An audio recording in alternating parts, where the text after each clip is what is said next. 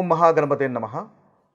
November మాసంలో ద్వాదశ రాశుల వారికి రాశి ఫలితాలు ఏ విధంగా ఉన్నాయో చూద్దాము.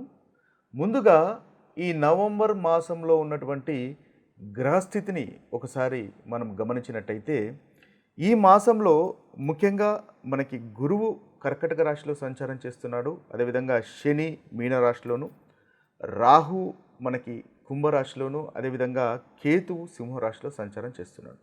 ఇవి దీర్ఘకాలికంగా సంచారం చేసేటటువంటి గ్రహాలు.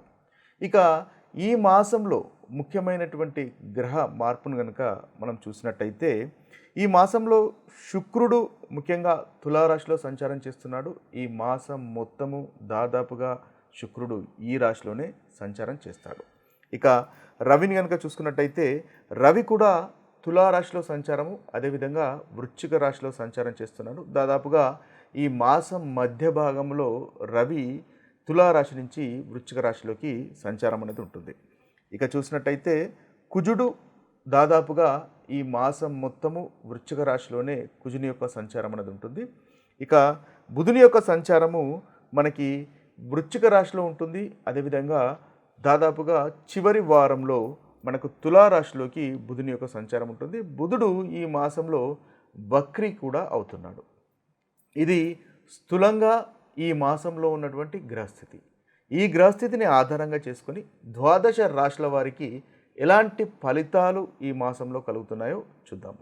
మేషరాశి వారికి నవంబర్ మాసంలో ఉన్నటువంటి ఫలితాలు మనం ఒకసారి చూసినట్టయితే ముఖ్యంగా ఈ రాశి వారికి రవి 7వ స్థానంలోను 8వ స్థానంలోను సంచారం చేస్తున్నాడు. అదేవిధంగా కుజుడు 8వ స్థానంలో సంచారం చేస్తున్నాడు. శుక్రుడు 7వ స్థానంలోను, బుధుడు 8వ స్థానంలోను, అదేవిధంగా 7వ స్థానంలోను సంచారము.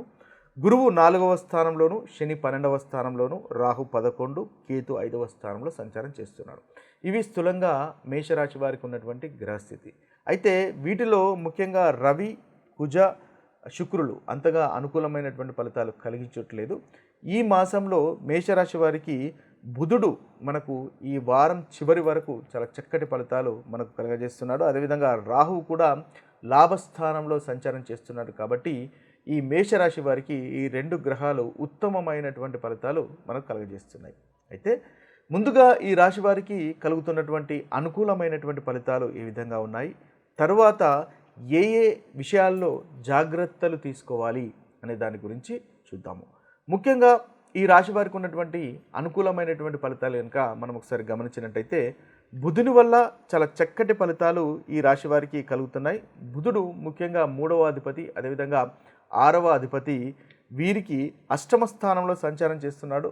దాదాపుగా ఈ మాసం 24 వరకు 8వ స్థానంలో సంచారం చేస్తున్నాడు. కాబట్టి చాలా చక్కటి ఫలితాలు ఈ గ్రహము ఈ రాశి వారికి కలుగజేస్తుంది. ముఖ్యంగా చూసినట్టయితే వివిధ రకాలుగా ధనలాభము ఉండే అవకాశము ఉంటుంది.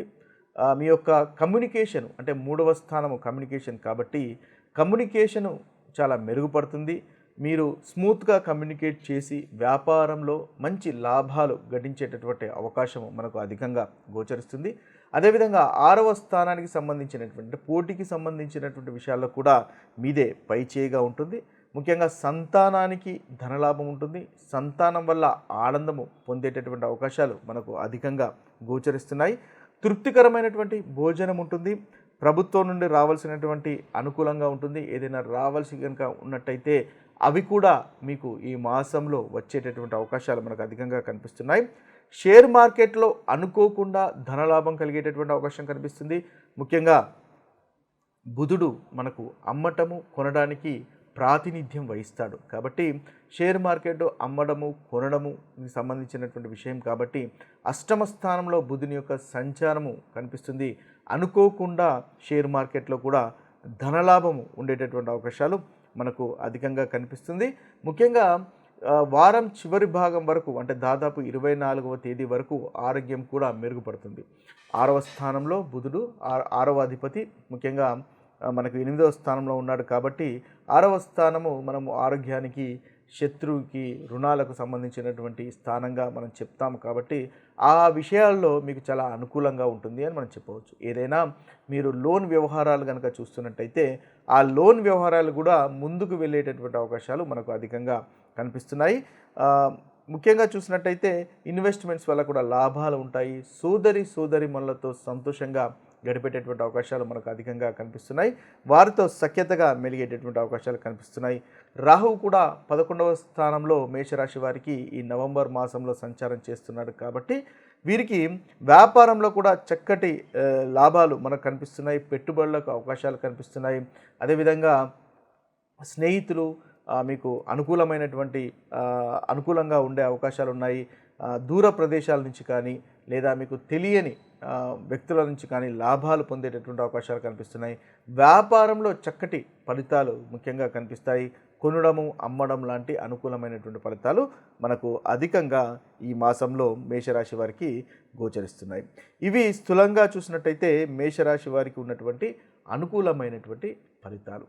ఇక ప్రతికూలమైనటువంటి ఫలితాలు కనుక మేషరాశి వారికి ఒకసారి మనం గమనించినట్టయితే ఈ మేషరాశి వారికి ముఖ్యంగా రవి మనకు సప్తమ స్థానంలో అంటే మొదటి భాగంలో సప్తమ స్థానంలోను తర్వాత దాదాపుగా మాసము 2వ భాగం అంటే 16వ తేదీ తర్వాత నుంచి అష్టమ స్థానంలో సంచారం చేస్తున్నాడు. కాబట్టి వీరికి వివాహ ప్రయత్నాలు కాస్త ఆలస్యము అయ్యేటటువంటి అవకాశాలు మనకు కనిపిస్తున్నాయి. కాబట్టి ఆ విషయంలో కాస్త జాగ్రత్తగా ఉండాలి. రవికి సంబంధించినటువంటి పరిహారాలు అనేది చేసుకోవడం వల్ల చక్కటి ఫలితాలు కలుగుతాయి. నెగటివ్ థింకింగ్ అనేది కాస్త పెరిగే అవకాశాలు కనిపిస్తున్నాయి. కాబట్టి నెగటివ్ థింకింగ్ అనేది మనము కాస్త తగ్గించుకోవడం మంచిది. రవి సప్తమ స్థానంలో సంచారం చేస్తున్నప్పుడు మీ యొక్క లగ్నం పైన దృష్టి ఉంటుంది కాబట్టి మీరు ఈగోయిస్టిక్గా మారేటటువంటి అవకాశాలు ఉంటాయి. అంటే ఏదైతే మనకు మీ దాంపత్య జీవితంలో కానీ లేదా వ్యాపారానికి సంబంధించిన విషయాల్లో కానీ మీ యొక్క ఈగో వల్ల చిన్న సమస్యలు వచ్చే అవకాశాలు కనిపిస్తున్నాయి. కాబట్టి సంయమనం పాటించండి, ఈగోకు వెళ్ళకండి. తద్వారా చక్కటి ఫలితాలు మీరు పొందగలుగుతారు. అనవసరమైనటువంటి ప్రయాణాలు వల్ల కూడా ఇబ్బందులు కలుగుతున్నాయి. ఆ ప్రయాణాలు కూడా ప్లానింగ్ అనేది చేసుకోవడం వల్ల మంచి ఫలితాలు అనేవి మీకు కలుగుతాయి. అదేవిధంగా ఈ మార్స్ అంటే కుజుడు కూడా మీకు అంతగా అనుకూలంగా లేడు. కాబట్టి పనుల్లో చిన్న ఆటంకాలు కలిగేటటువంటి అవకాశాలు మనకు కనిపిస్తున్నాయి. జాప్యము కలిగేటటువంటి అవకాశాలు మనకు కనిపిస్తున్నాయి. కాబట్టి ఆ విషయంలో కాస్త ప్లానింగ్ చేసుకోండి, ఆ ఎక్స్పెక్టేషన్ అనేది తగ్గించుకోండి. తద్వారా చక్కటి ఫలితాలు మీరు పొందగలుగుతారు. ముఖ్యంగా ఈ కుజుని వల్ల శుక్రుడు కూడా మీకు సప్తమ స్థానంలో సంచారం చేస్తున్నాడు. కాబట్టి శుక్రుడు సప్తమ స్థానంలో అంతగా అనుకూలంగా లేడు. కాబట్టి భార్య భర్తల మధ్య చిన్న మిస్అండర్స్టాండింగ్స్ వచ్చేటటువంటి అవకాశాలు మనకు కనిపిస్తున్నాయి. అయితే శుక్రుడు చాలా బలంగా ఉన్నాడు కాబట్టి ధనానికి సంబంధించినటువంటి విషయాల్లో ఇలాంటి ఇబ్బంది ఉండదు. కానీ శుక్రుడు స్వతహాగా సప్తమ స్థానంలో మీకు సంచారం చేస్తున్నాడు. అయితే కాస్త గోచారరీత్యా సప్తమ స్థానంలో చిన్న సమస్యలు అపార్థాలు వచ్చేటటువంటి అవకాశాలు ఉంటాయి. కాబట్టి వాటిని అవాయిడ్ చేసే ప్రయత్నం చేయండి. తద్వారా మేషరాశి వారికి ఈ నవంబర్ మాసంలో చాలా అనుకూలంగా ఉంటుంది. ఓవరాల్గా చూసినట్టయితే వీరికి బుధుని వల్ల అదేవిధంగా రాహు వల్ల చక్కటి ఫలితాలే నవంబర్ మాసంలో మనకు కనిపిస్తున్నాయి. వ్యాపారానికి సంబంధించినటువంటి విషయాల్లో, ధనానికి సంబంధించినటువంటి విషయాల్లో చాలా అనుకూలంగా ఉంది అని చెప్పవచ్చు. కమ్యూనికేషను అదేవిధంగా ఆరోగ్యం కూడా చక్కగా ఉంటుంది ఈ నవంబర్ మాసంలో అని మనం చెప్పవచ్చు.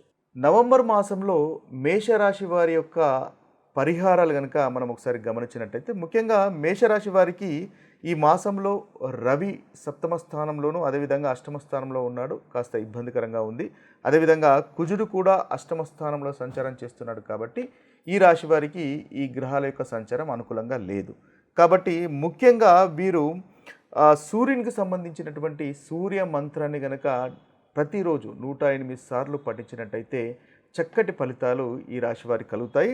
ముఖ్యంగా ఓం హ్రాం హ్రీం హ్రౌం సూర్యాయ నమః అనేటటువంటి మంత్రాన్ని 108 సార్లు కనుక పఠించినట్టయితే మేషరాశి వారికి ఈ నవంబర్ మాసంలో అనుకూలంగా ఉంటుంది. అదేవిధంగా రవివారం అంటే సండే ఆదివారం రోజు ముఖ్యంగా మీరు ఉపవాసం కనుక చేసినట్టయితే చక్కటి ఫలితాలు కలుగుతాయి.